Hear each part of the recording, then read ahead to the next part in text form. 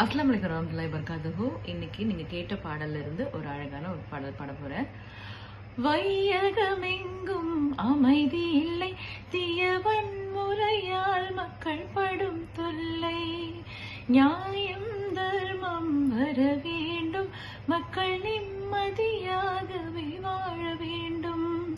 வல்லவனே மிக நல்லவனே, வல்லவனே மிக நல்லவனே, வாழ்வில் நன்னறி காப்பாய் மிரையோனே. அல்லாஹ் அல்ஹம்துலில்லாஹ், இல்லாஹ் புகழும் அல்லாஹ்.